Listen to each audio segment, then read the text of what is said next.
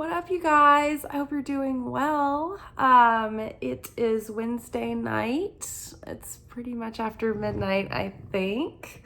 We're here for our midweek alchemy message, where we take a look into the process, sort of unpack our work with the spiritual lessons of the week.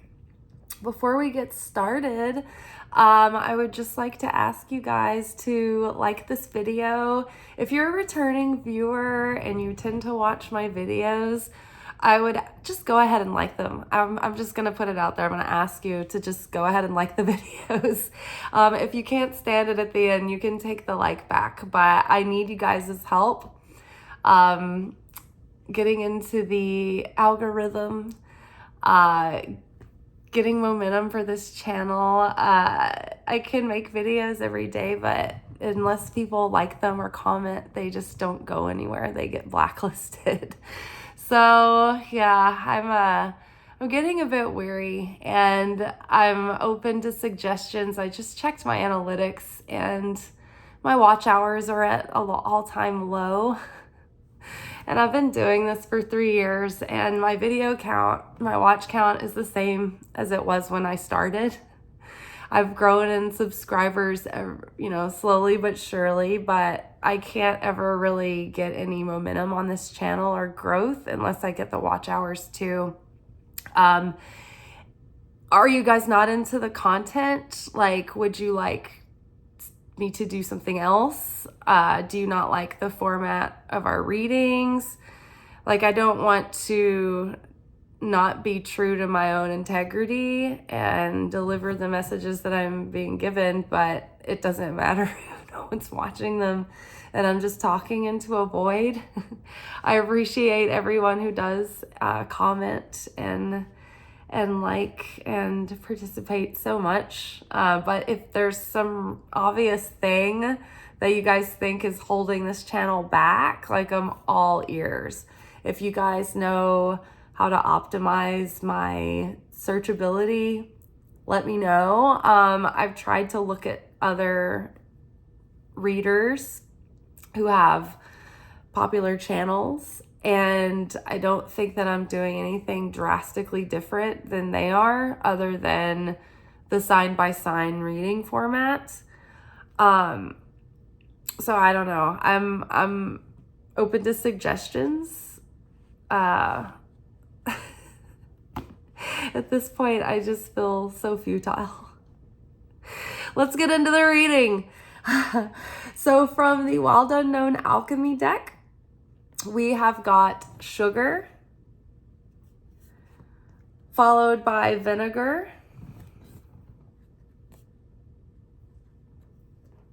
followed by lead. We had two jumpers come out together, the sun and spring.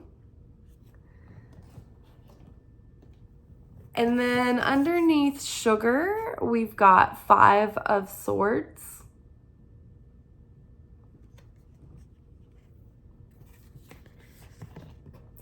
Underneath vinegar, we have 8 of cups.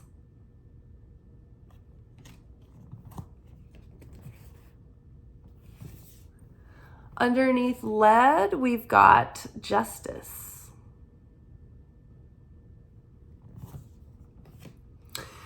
So overall, I feel like this reading feels like the culmination of the sort of work and intention that we've been holding really since Hanukkah. The message of Hanukkah, one of the things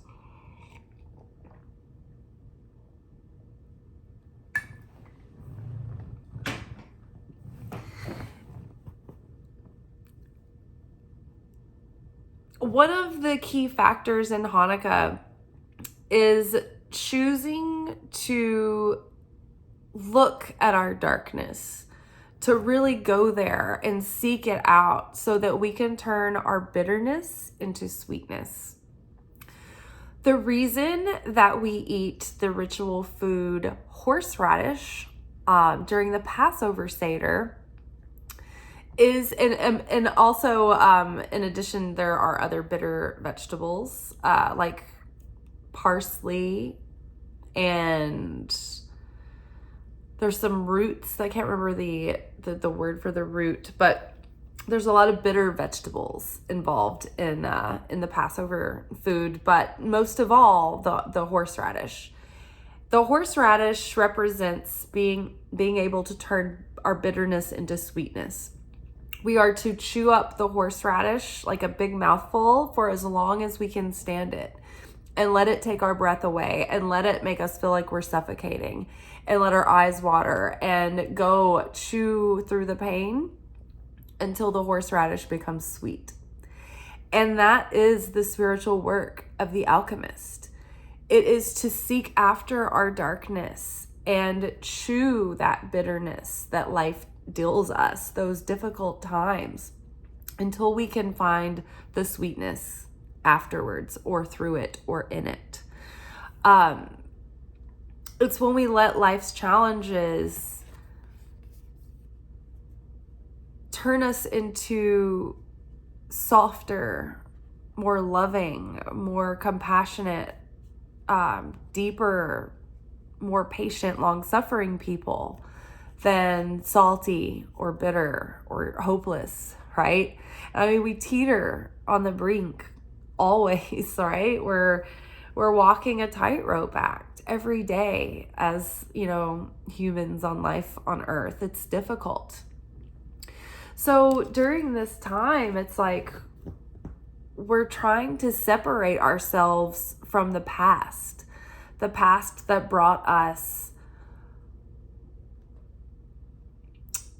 division and separation and conflict and chaos and misunderstanding and pain and regret. The Five of Swords is conflict, it's sharp words, it's arguments, it's being conflicted in your mind, it's having like terrible memories that haunt you, but it's sharp communication, it's doing anything to get ahead kind of energy, but it's competitive, it is hurtful. This depicts a woman who has won the fight, but she's left someone a shadow of who they were with a broken heart, right? And so this card with the sugar card next to Eight of Cups, moving on towards something more fulfilling, something more meaningful. Underneath vinegar here, it's like looking at these experiences that we've been through, and instead of dwelling in the past or staying stuck in a way of life or a way of consciousness or a season of our life that doesn't serve us anymore, that's only causing bitterness, right? We need to move forward even into uncertainty, but toward hope, toward a brighter future, toward a lighter heart, right? To a life of joy and love that we can share with others, right? But we don't want our light to become snuffed out by regrets and by hard feelings and by anger and bitterness and despair. Vinegar is something that can, in small doses, enhance the flavor of something and can be very useful. It can help fix something, doctor things, nurse wounds even. Vinegar can be very helpful in the right dose, but in a small dose, it can overwhelm something and completely take over in this very almost intolerable way. So it's like, what have you come to the end of your rope with in this life, in this cycle? What are you done with? What can you not go? Where, I can't go there anymore. What are you coming up against an impasse with, right? Where are you saying enough is enough? I've gone as far as I can with this. Think about that. Is it vinegar that is overwhelming and it's become too much? Is this the kind of thing where it's time to cut or edit something out of your life altogether? Or is it something that needs healing and a change in perspective and just needs that perspective and healing and forgiveness and appreciation around an experience to find the sweetness in it and to let it sweeten us, right? Because we have lead here. And when lead shows up, the whole work of alchemy is to turn our lead into gold, right? So it's like this whole message is the process of turning lead into gold. It's like life deals us these vinegar moments, right? And we have to navigate our way through them. And through those vinegary experiences, if we can reach for the sweetness, if we can focus on the sweetness, that's when we can let our lead be turned into gold. When we let our fear, like when we face our fears and it gives us more trust and more faith and more certainty. When we look at our selfishness and we have regret about that and we change our ways, when we look at our anger and our resentment and we can't carry it around anymore, it's too heavy. And so we find it in our hearts to forgive and to purify ourselves from conflict with our brother, right? As spiritual students, we want to seek unity over separation. And so the substance of the lab, all of our materials that we begin with are the lead. This is the responsibility that we've all been given as human beings. We've all been given our portion of lead in this universe, right? To change into positivity. Darkness that would have perpetuated more darkness and more chaos in the cosmos forever and ever more will now be changed forever into light because of the spiritual work that we've devoted ourselves to do with the help of God and with the help of Christ within us. We have worked to heal these things and change them and change our minds and change our heart and soul and our strength and our endurance and our long suffering, right? Or we hope. But when lead shows up in the reading, it means there's still work to be done, right? It's a work in progress. It's never going to be over. And so we never want to rest on our laurels, although we have come, to a checkpoint of accomplishment. We have come a long way and we have come to a next level of our lives and we are starting a new season. But we don't want to start it foolhardy and forgetting what is important and what's important to focus on. And so we're leaving the conflicts of the past behind and we are aiming towards unity and sharing, receiving the light for the sake of sharing, not just for our own healing so that we can have, a more pleasant life or more success or more fulfillment, but we want this healing so that we can also help the world heal and to make the world a better place. It's like I seek after enlightenment, not just for my own good, but hopefully so that I can spread good into the world. That's why I care about getting this channel out to people.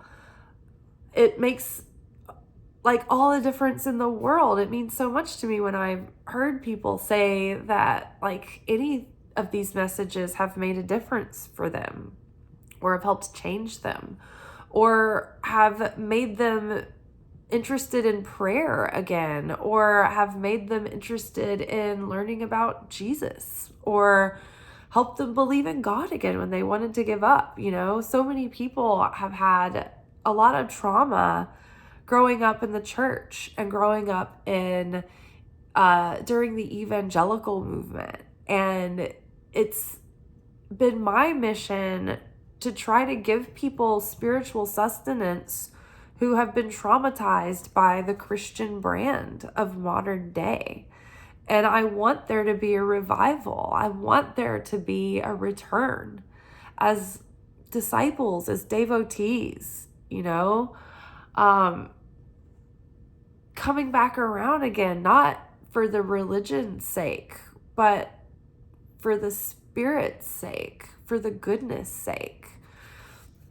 And so that's my aim. And so I'm grateful for every bit of chaos and difficulty and weird experience that I ever went through growing up in my family and in the family that I had and then the life that I've lived, because it's helped me be the person here that has experienced, lifetimes within lifetimes, and I have things to share, and I've been up the trail a little ways, and I can come back and help other people along and help them not feel so alone. And so I'm very grateful for that. And so that's part of turning that bitterness into sweetness. But it's also reminding myself that, when there's anger or conflict, when there's an opportunity to be petty and hold a grudge, or, not want to forgive someone for something, like, I want to hold this against my parent or whatever. It's like, is it worth it? Because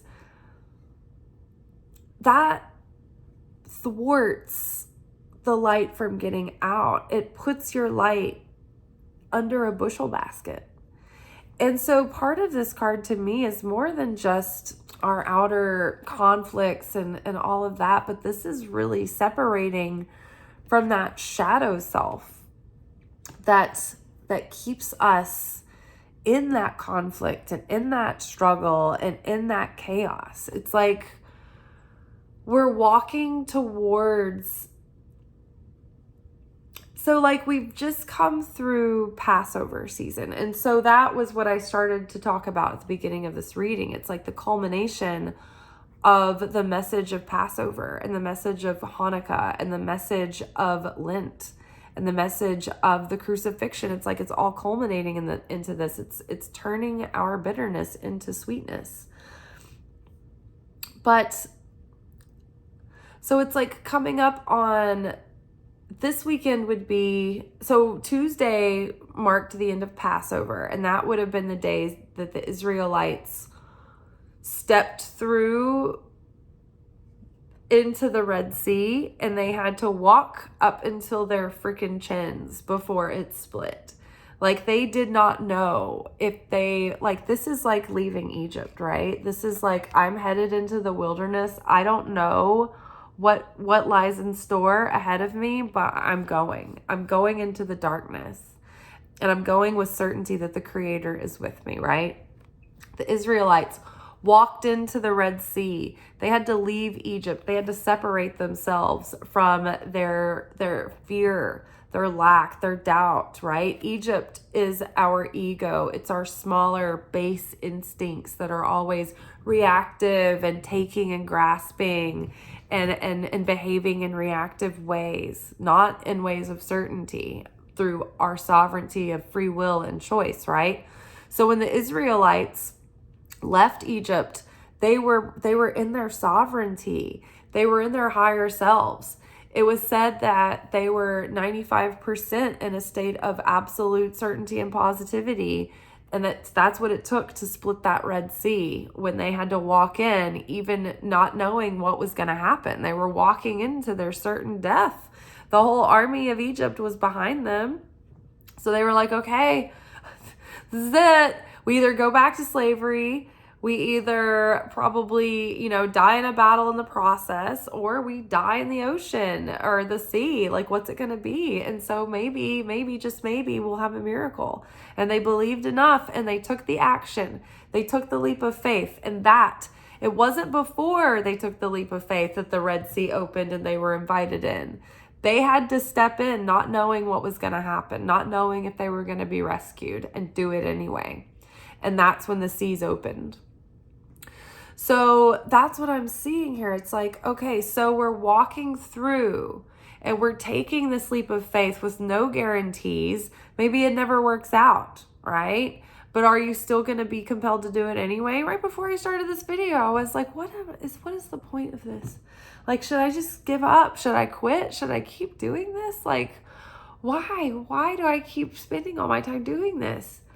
I thought about it and I was like, if this channel never grows, am I just going to keep going? And I can't imagine not doing it. I mean, even if I probably stopped doing it for a few weeks, I'd probably feel like, where is my purpose? I would feel like I wasn't doing anything for anyone else. I wasn't sharing. I wasn't giving. I would feel like I was only taking healing for myself and not passing it on to others, So that's creation phase 3. Creation phase 3 out of the 4 creation phases is when we feel like we're absolute failures and nothing is going to work out. And we've put it all on the line and we took the big risk and it's just crickets. And that's the initiation. It's like, are you going to do it anyway? Or are you going to quit? Are you going to give up? Are you going to lose hope? Or are you going to resign yourself to despair? And sometimes it doesn't really matter how we feel because we get the points for the choice we make. So it doesn't matter how utterly hopeless that I feel right now and tired and ready to give up. What matters is the choice that I sat here and I took the action against my flesh and I pressed record. And that is the message for you. It's like we might feel at the end of our rope right now, but we have a choice. What choice will we make? And it's so funny because the daily pick a card today was 10 of Swords. But it was the 10 of Swords out of the Modern Witch deck. There's 2 10 of Swords in that deck. And one of them says, everything is fine. And that particular 10 of Swords came up today. And it's like this double emphasis that this isn't just a painful ending. This is a moment where you might feel like backed against a wall or burnt out or at the end of your rope or at rock bottom. But everything is actually better than it seems, and everything is going to be fine. And this is the end of a difficult situation, and better things are ahead. But we just have to keep on walking into the sea until we're up to our nose.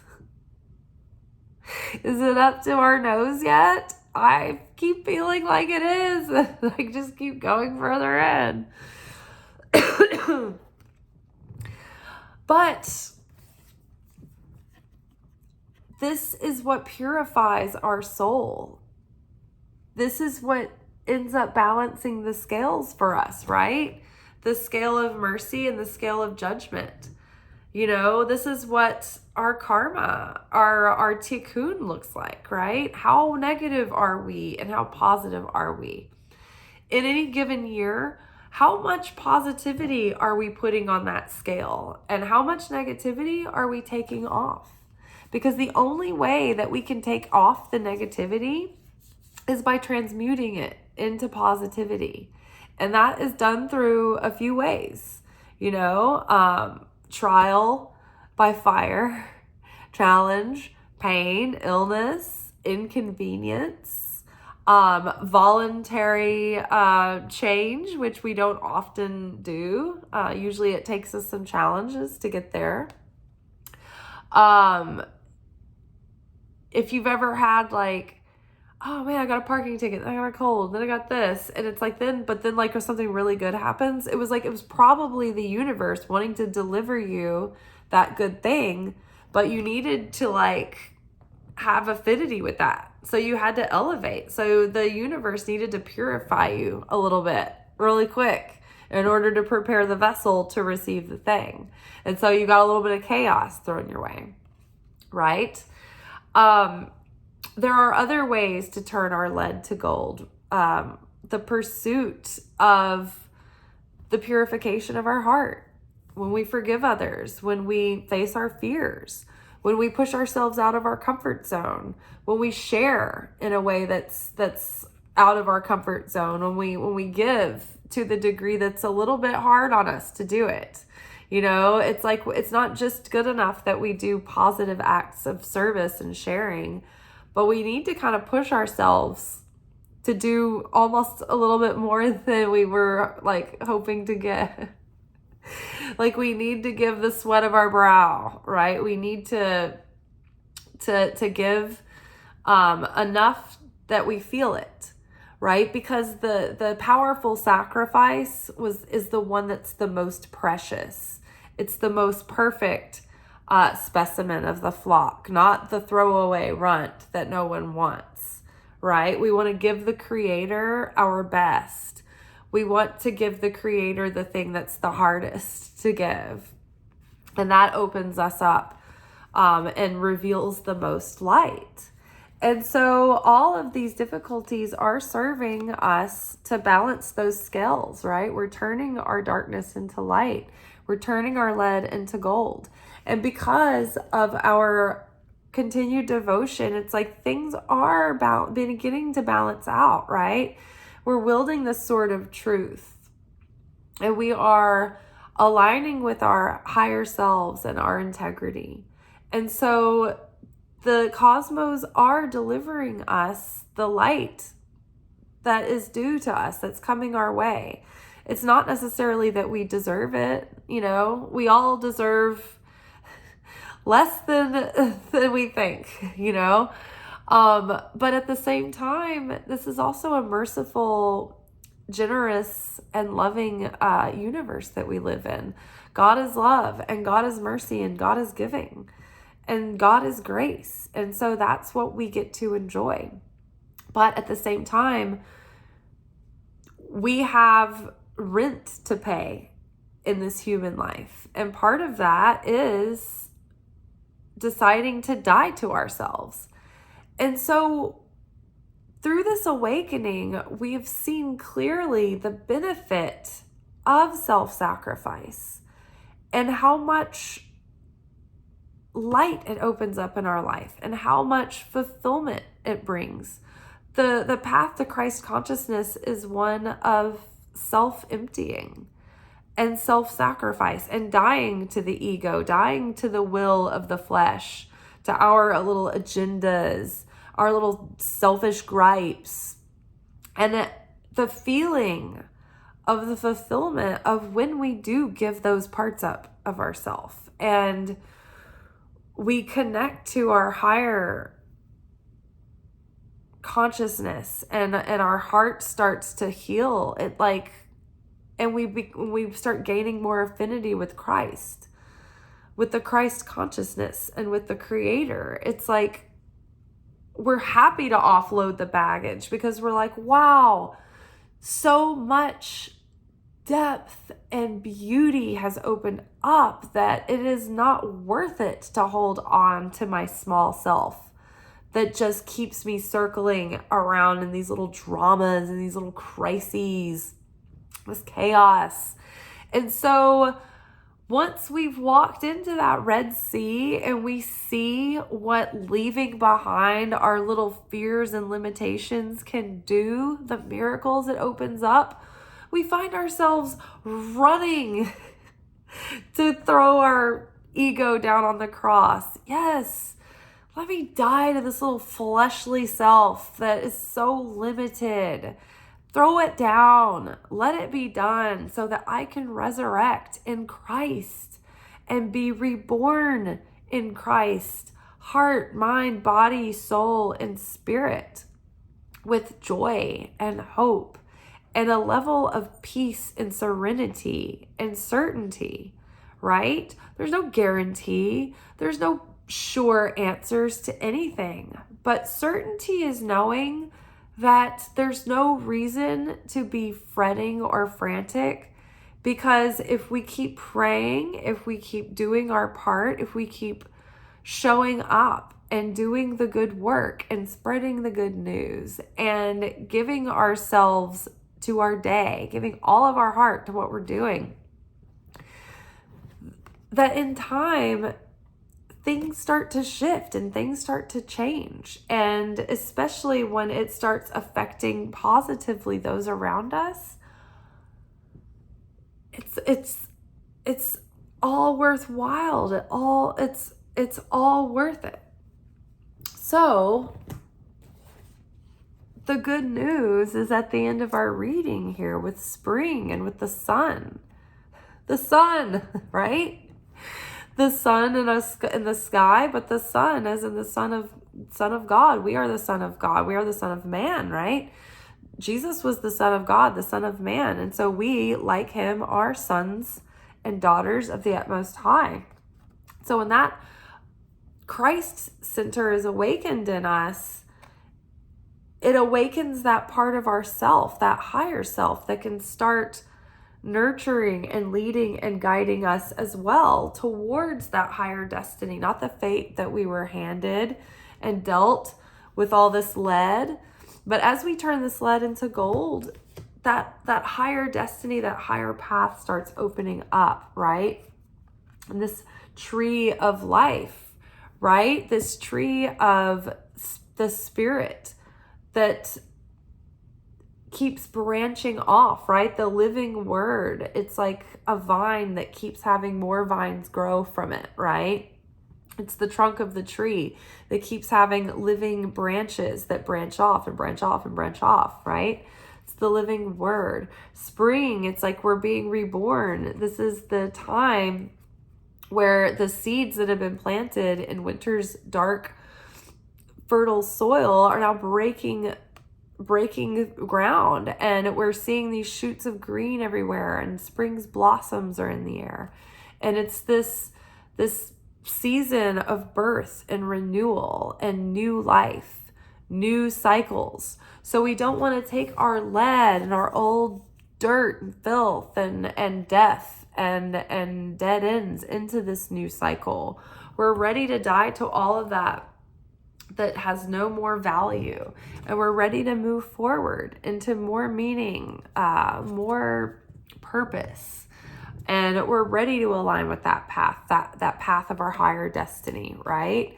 So, the fates are ruling. They're looking at us right now, and they're deciding at the beginning of this cycle, what have our works merited? Where are we at this point? What vessel have we built? What do we have the capacity to contain and sustain and maintain at this point? And we're going to learn as we go, and we're going to grow as we grow. But where is our starting point? Where are we jumping off from? And so, taking all that into consideration, it's so much easier to take all of our old garbage to the cross and let it be done with. And let it just be dead and be risen, again, reborn, resurrected, like the phoenix rising from the ashes, which I feel like a phoenix in a pile of ashes right now. I am going to go water my garden and make up my bed and put clean sheets on it, take a shower and eat, and I don't know what time it'll be by the time I get to bed. Please like this video, comment, subscribe to this channel if you haven't. It'd be so helpful. In order to monetize, the channel has to have 1,000 subscribers and 4,000 watch hours within a 365-day period. And I think that once you get to 4,000 watch hours, then you're good. You've reached your quota, and then you get to be monetized. I don't think that they unmonetize you if you dip under that, but I'm not sure. And so my watch hours are at 1,000. They're at 1,007. They've dipped from what they were. So I have to triple my watch hours, but I'm only a couple hundred subscribers away now from my 1,000. So that's our goal, guys. That's what we're trying to hit. If you want, you can start one of my playlists before you leave the house. and go run errands and just let it play in the background. Just anything. I'll take anything at this point.